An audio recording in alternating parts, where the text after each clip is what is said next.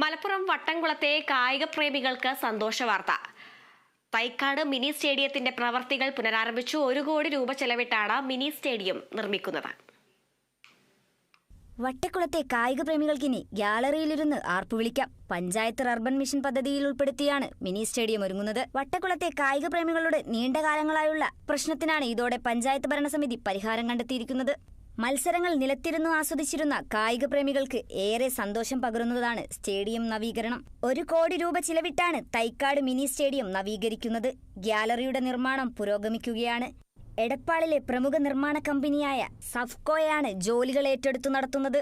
Gallery നിർമ്മാണം പൂർത്തീകരിക്കുന്നതോടെ net കെട്ടുന്ന ജോലികളും ആരംഭിക്കും. സ്റ്റേഡിയത്തിന്റെ കിഴക്കുഭാഗത്ത് മത്സരാർത്ഥികൾക്ക് ഡ്രസ്സിംഗ് റൂം ഉൾപ്പെടെയുള്ള കെട്ടിട നിർമ്മാണം പൂർത്തീകരിച്ചു കഴിഞ്ഞു.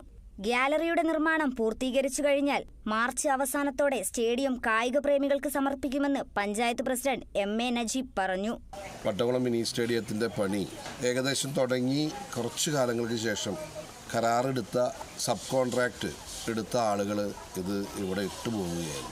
കുറേ കാലങ്ങൾ അവരെ പിന്നാലെ ഭരണസമിതി പോയിട്ടും യാതൊരു രീതിയിലുള്ള അനക്കമില്ലാതെ വന്നപ്പോഴാണ് നമ്മളിത് വേറെ പുതിയ കരാറ് കൊടുക്കാൻ വേണ്ടി പുതിയ കമ്പനിക്കാരെ നമ്മുടെ എടപ്പാളിലെ പ്രമുഖരായിട്ടുള്ള സാഫ്കോ കൺസ്ട്രക്ഷനെ സമീപിക്കുകയും ഒരു ഉപകരാർ സാഫ്കോ കൺസ്ട്രക്ഷനുമായി നടത്തുകയും അതിൻ്റെ അടിസ്ഥാനത്തിലാണ് ഈ പണി ഇപ്പോൾ പുരോഗമിച്ചുകൊണ്ടിരിക്കുന്നത്.